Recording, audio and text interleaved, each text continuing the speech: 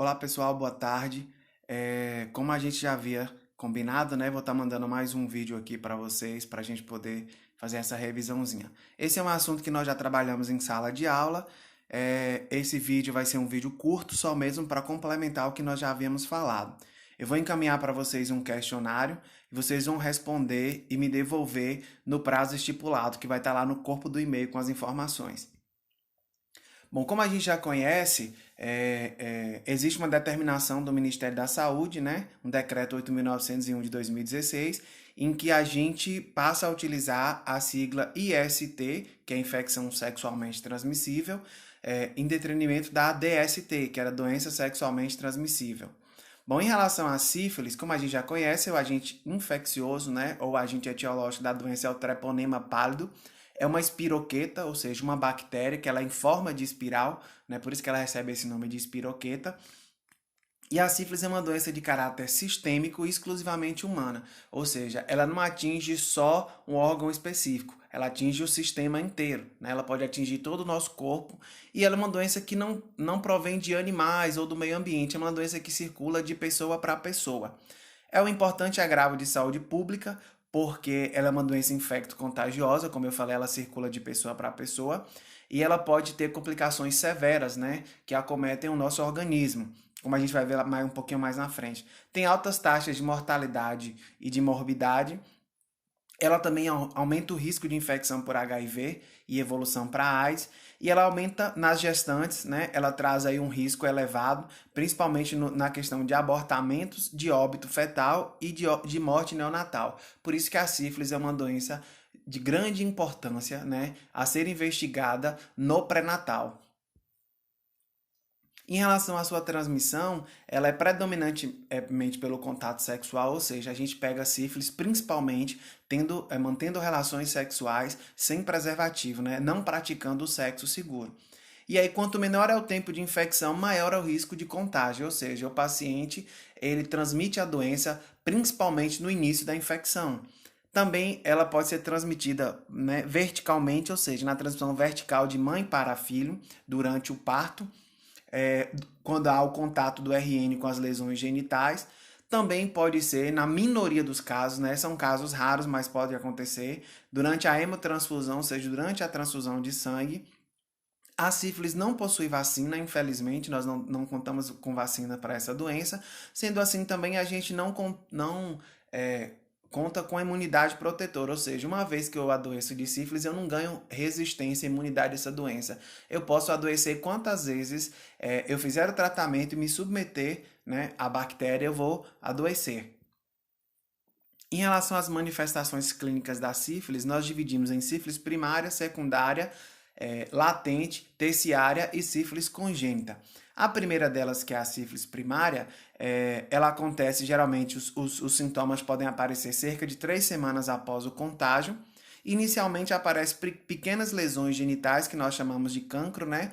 Essas lesões elas podem aparecer no ânus, na boca, na língua, também nas mamas e nos dedos das mãos, né? Pode acontecer também o aparecimento de ínguas na virilha, que são aqueles linfonodos, né, inflamados ali. Como vocês podem observar aqui, a gente tem o aparecimento de lesões nessas áreas genitais, né? Na boca, no corpo do pênis e também na glande e na vulva, né? Nos lábios ali, nos pequenos lábios da vagina também. A outra manifestação clínica é o que a gente chama de sífilis secundária. Aí ela já tem um acometimento em outras áreas além da área genital. Ela pode ir para as mãos, né, para a pele, principalmente dos órgãos e nos órgãos internos. Pode aparecer manchas vermelhas na pele, principalmente na boca e no nariz, e nas palmas das mãos e nas plantas dos pés, além também de manchas no couro cabeludo que vão causar descamação e alopécia. Alopécia é a falta de pelo, né, ou a queda de pelo ou de cabelo.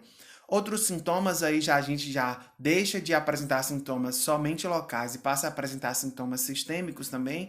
O paciente pode apresentar febre, mialgia, que é dor muscular, dor de garganta, um mal-estar, falta de apetite e também perda de peso. Olha aqui, né, como a gente pode ver aqui, as lesões que aparecem aqui, ó, nas plantas dos pés, né, lesões plantares, nas palmas das mãos, na boca também, nos lábios, principalmente na parte interna da cavidade oral, na pele, nas costas, e também a alopécia, essa última gravura aqui do canto direito inferior, a gente tem aqui um couro cabeludo com queda de cabelo, que é o que a gente chama de alopécia.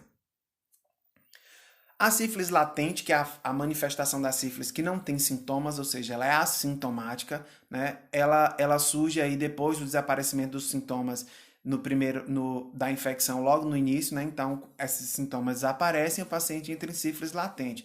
A gente chama sífilis latente ou recente ou tardia. A recente é até 1 ano depois da exposição, depois que o paciente é infectado, e a tardia com mais de 1 ano após a exposição. Como eu disse, essa manifestação não tem sintomas, ela é assintomática. As manifestações clínicas terciárias, né, da sífilis terciária, ela pode levar um tempo muito maior do que as outras manifestações, do que a primária e da secundária. Nesse caso, ela pode levar de 10, 20, às vezes ou até 40 anos para se manifestar. E quando ela se manifesta com uma inflamação, né, e uma destruição de tecidos dos ossos.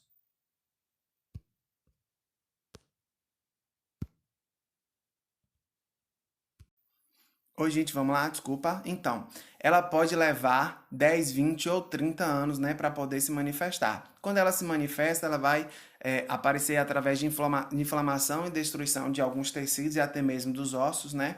Ela também forma o que a gente chama de gomas sifílicas, que são bolsas, vesículas cheias de bactéria, né? E apresenta uma textura como se fosse de uma cola, de uma goma mesmo.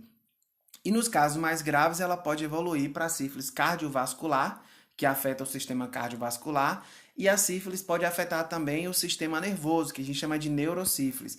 Aqui nós temos alguns exemplos de lesões graves, né, da sífilis terciária. Nós temos na mama, nariz, na orelha, nas mãos e também na região próxima aí à panturrilha, né? Também com a apresentação dessas gomas sifílicas aqui. Temos a sífilis congênita, que é a sífilis que afeta o bebê durante a gestação, né? É uma infecção vertical, ou seja, passa de mãe para filho.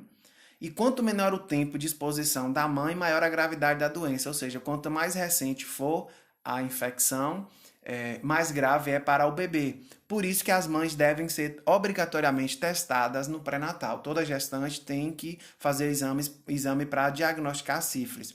Os riscos dessa doença na gestação são graves, como, por exemplo, abortamento, nascimento de prematuros e também o óbito da criança, né, do bebê após o nascimento. No recém-nascido, os sintomas mais comuns são lesões bolhosas nas palmas das mãos e na planta dos pés e ao redor da boca e do ânus também. Essa infecção, ela tem uma peculiaridade, é que ela pode permanecer latente no bebê. Então, o bebê já pode nascer com essa infecção sem sintoma nenhum e ela só vai se manifestar na infância ou até mesmo na idade adulta. Aqui nós temos na gravura apresentando, né, uma lesão relacionada à sífilis durante a gestação. O diagnóstico, como é que a gente consegue diagnosticar? Primeiro a gente precisa ouvir a história do nosso paciente, né? História clínica, história familiar, saber um pouco sobre dados socioeconômicos que estão relacionados à condição de vida desse paciente também. E a partir daí fazer a investigação através de exames laboratoriais. Esses exames podem ser cultura de bactéria, a gente pode pegar uma amostra de uma secreção do paciente e fazer a cultura dessas bactérias. O exame mais comum é o VDRL. A gente pode também fazer uma punção lombar. Vale lembrar que o VDRL ele não é um exame específico para sífilis, mas ele consegue diagnosticar sífilis. O teste rápido, hoje no Brasil, no SUS, a gente tem teste rápido para hepatite C, para HIV, para sífilis também.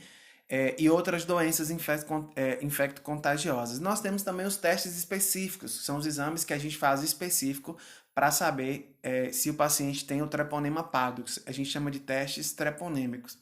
Na sífilis congênita também, a gente faz a avaliação do recém-nascido, né, e da mãe também. E associado a isso, a gente acrescenta um exame físico, o exame laboratorial e também imagens de raio-x, né, exames radiológicos do bebê para ver como está a conformidade dos órgãos internos, principalmente. No tratamento, o tratamento é feito basicamente com penicilina benzatina, que é a bezetacil que a gente conhece. Esse esquema pode variar, né? Não necessitando, na maioria das vezes, que o paciente fique hospitalizado. Esse tratamento ele é feito com aplicação de penicilina. Em alguns casos mais graves, como por exemplo da neurosífilis, aí sim o paciente precisa tratar outros sintomas que vão aparecer e muitas vezes esse paciente precisa receber drogas por endovenosa, né? Drogas de forma endovenosa. E aí talvez esse paciente precise de monitoramento e de hospitalização. Depois do tratamento, a gente faz a realização de novos testes, geralmente 3, 6, 12 ou 24 meses. Então, a gente vai acompanhar esse paciente, mesmo após o tratamento, para ver se ele evoluiu realmente para a cura. As ações de prevenção são aquelas ações voltadas para doenças sexualmente transmissíveis, para as infecções sexualmente transmissíveis, né? Que é o uso correto e regular de camisinha feminina e masculina. É a medida mais importante de prevenção. A gente também pode indicar o pré-natal durante todo o período gestacional para que a mulher possa se testar e que a gente possa acompanhar de perto essa gestante para evitar as complicações da sífilis congênita. E também acompanhar, no caso das gestantes, as parcerias sexuais, né? Uma vez diagnosticado sífilis, a gente precisa tratar também não só a gestante, mas os parceiros, para que não haja uma reincidiva, para que ela não volte a se reinfectar com a doença. Outra questão importante também, principalmente para as equipes de saúde, é a identificação e acompanhamento desses possíveis casos, né? Para que a gente possa encaminhar esses pacientes para o tratamento e também quebrar o ciclo da doença, impedir que a doença seja passada para outras pessoas. Certo, gente? Então, a gente finaliza o vídeo aqui, é rapidão. Eu quero que vocês vejam agora o vídeo quantas vezes forem necessários e que vocês respondam as atividades e mandem para mim por e-mail. Um forte abraço.